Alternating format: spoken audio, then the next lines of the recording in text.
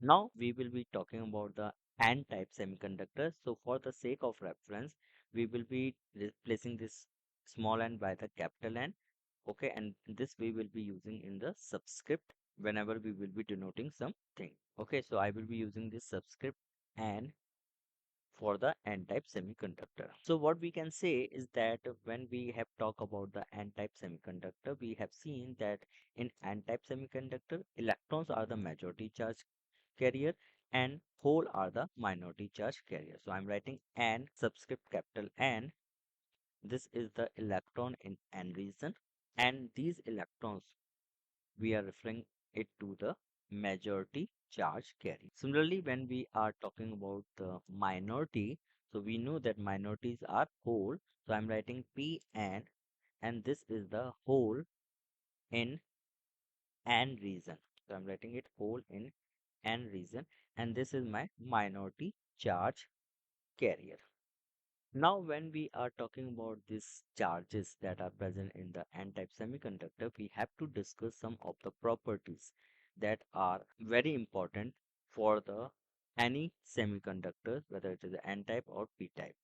Okay, so when we are talking about these properties, we say these majority charge carrier and minority charge carrier are a mobile charge carrier.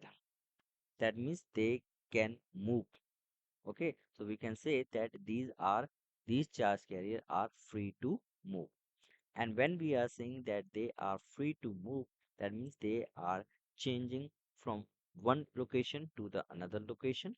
They are, therefore it will going to cause a conduction in a semiconductor. So therefore, you can see these are the three important properties which we have to remember, that these are the mobile charge carrier, they are free to move, and they will going to cause a conduction. And now since we have already seen that in the N-type semiconductor, electrons are more when we are comparing it with the holes. So we can write that Nn is much greater than Pn. Okay, so this is one of the unique properties when we are discussing about the N-type semiconductor. Since we are talking about the N-type semiconductor and we say that in N-type semiconductor we are adding the impurities from the group 5 elements. So we can say that in this we have got a donor ion concentration which is present due to the group 5. So I'm writing Nd. This is the donor ion concentration, donor ion concentration. This is due to group 5.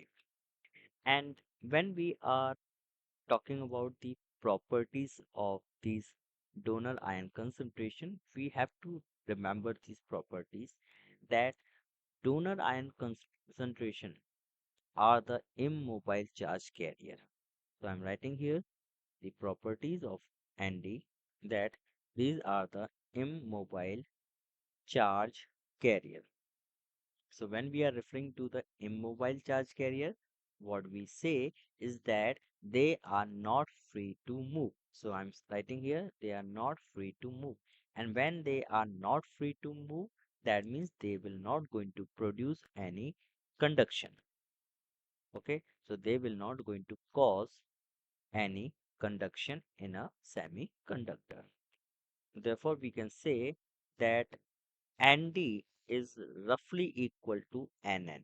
That means donor ion concentration will be roughly equal to the majority charge carrier present in the N-type semiconductor. Now, when we are talking about this N-type semiconductor, we have to talk about its conductivity. So we are writing its conductivity given by sigma n equal to En mu n plus Ep into mu p. So you can see that in this we have got the conduction with electrons as well as with the hole. So I'm writing E n mu n plus E p n mu p. And this E p n mu p are due to the minority charge. So I can say that this conductivity is due to the minority charge carrier concentration. Since we have already seen that Nn is much greater than Pn, so we can neglect this Pn value. Okay, so we can write our equation. Sigma n is roughly equal to E n n mu n. In the previous slide also we have seen that the ND, the donor ion concentration, was roughly equal to the majority charge carrier. So I'm writing here Nn is roughly equal to Nd. So I can write this equation sigma n equal to E Nd mu n. So this is my conductivity in the n-type semiconductor, and its units is Siemens per meter, or you can write S per M. Now we will be talking about the conduction current density, and you know that the conduction current density is defined as Z equal to sigma n into E.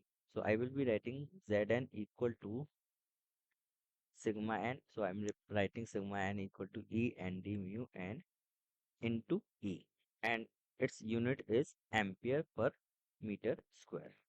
Now we will going to define the resistivity. So resistivity rho n equal to 1 by sigma n. So I can replace the value of sigma n equal to E and D mu n, and its unit is ohm meter. And now if you remember that we have talked about the mass action law in the intrinsic semiconductor.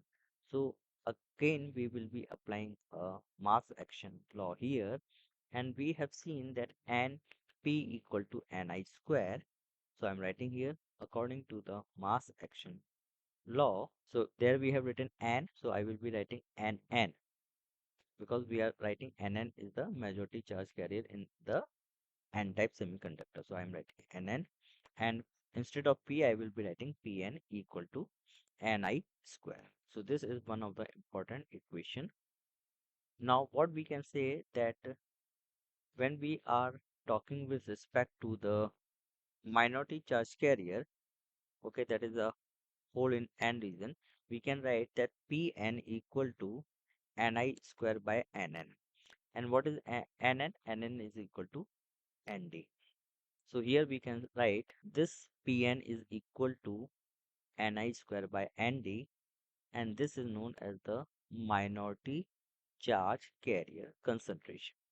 So I'm writing here minority charge carrier concentration.